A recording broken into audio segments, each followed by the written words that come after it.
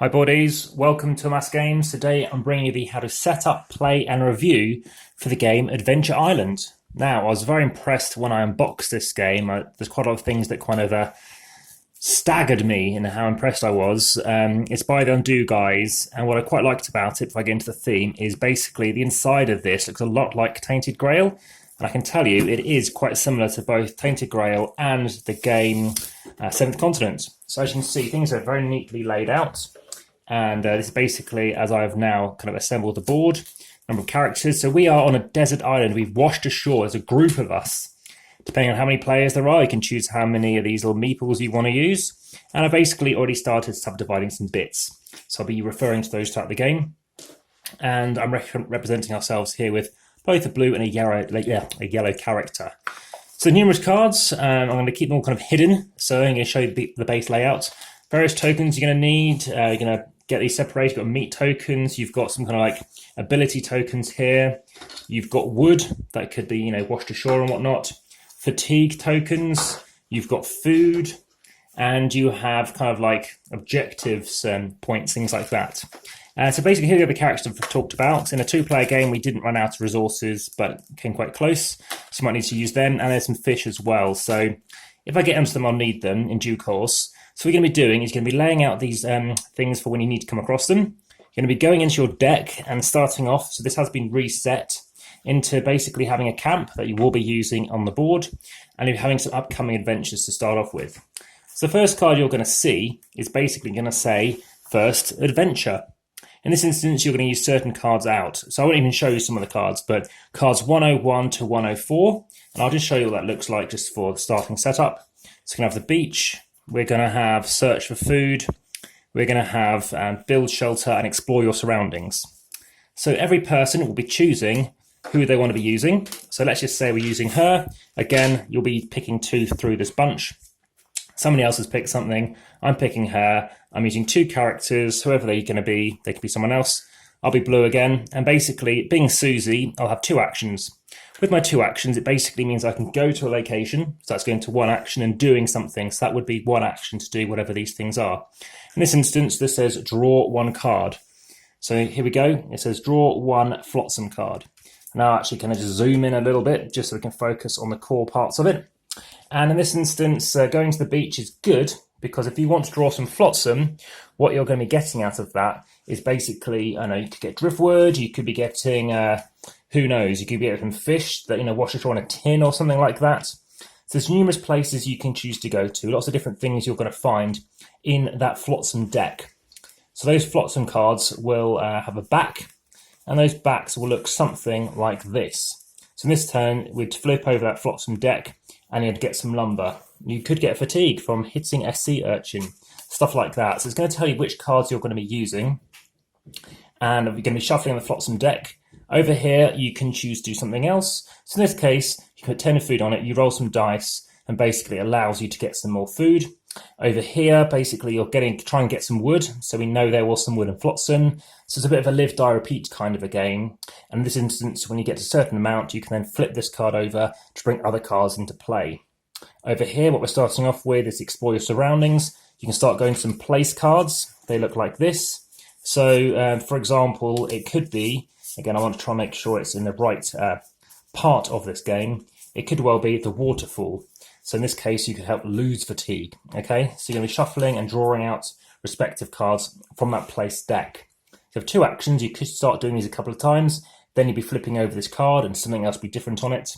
And there's an objective. So the first objective is to basically find a friend. We need to find someone in these locations. Do we find something that triggers something else to occur? Could we run out of food? Because once we had two actions each, at the end of the night, we must feed ourselves some food. We must feed ourselves one piece of food each, or we'll take a fatigue, and then you have to go to the hazard phase. These are the hazards. So basically, again, these are all random. You're going to shuffle them up, and you're going to draw something like this. It could be nothing happens. It could be discard 2 food. So suddenly you're stuck that next day. Do you focus on food, or do you try and meet your objective? If you meet the objective, it's going to tell you, And then, of course, you can continue on to Adventure 2. And there's 5 campaigns, 5 different things you can be doing. There's numerous things you can try to achieve when you're actually playing. So things do get easier. If you happen to maybe fail, you might be off and finding some places and you don't win the game, but you found something that might help you for future games. Additionally, there are some milestones. These are like side quests that you might accidentally pick up. And once you've completed enough of these different things, it allows you to basically, once per game, you may discard a fatigue marker, stuff like that. So we print that off to do that separately. Just moving on to basically what now I think about the game. This is basically the rulebook, which I've talked about before. And generally speaking, the rulebook's good. But again, over those 5 games, the game did get progressively harder, quite frustratingly so. But equally, it was fascinating. I mean, the mechanics, the way it works, the fact that you're going to the beach and the stuff that you're finding on the beach makes sense. The fact that you might want to build a fence, of course, you need wood to build a fence. So that's whereby, of course, you can need wood tokens. And at the end of a mission whereby you fail, you have to go back to square one. We never made written notes. So each time we had to try and recall, limiting ourselves to playing this once a day, what we need to do. Nobody has played this game more than me. So anybody who's logging on Board Game Geek, this is the most log plays so far to complete this once. I'd love to play this again because there's some things I did not find and I'm not certain where those things are, and I look to see if I can try and find them playing it again. It is quite tough as a 2. So basically at the end of the night, if you can't feed, you're going to take a snooze token, and what's going to happen is, well, nothing much in a 2-player game or maybe even a 3-player game.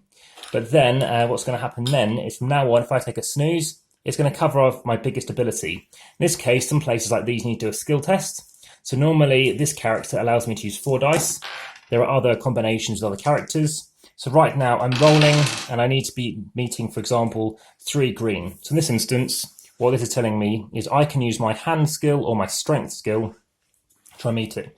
So I want to use my hand skill with 3, so I'm quite dexterous. I can use 3 dice. In this instance, I need to be rolling a green. So I do. Perfect. 3 greens. So 1 was all I needed. But for each green, so in this instance, I put 3 ticks on it. At 6, you discard those 3 wood that you put on there first to do something else.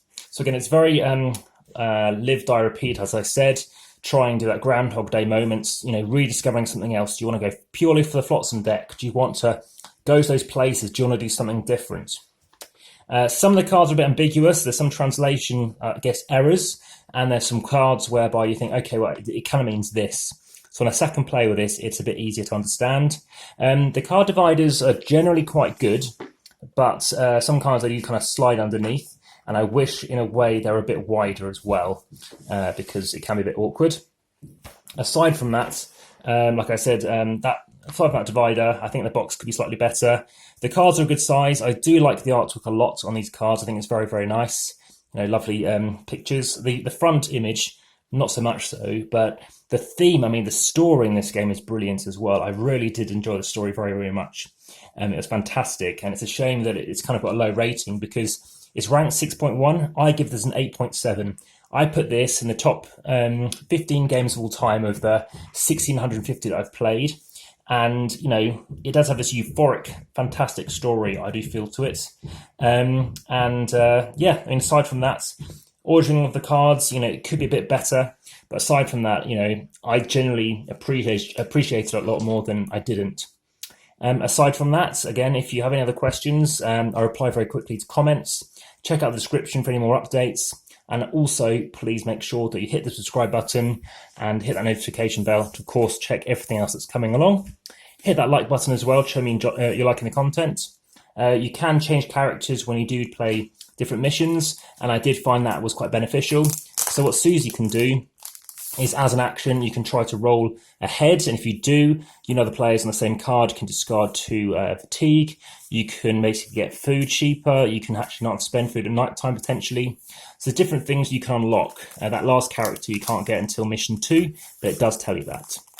Like I said, very impressed with this. It's by the guys who did Undo, which is also a games or set of games I very highly rate.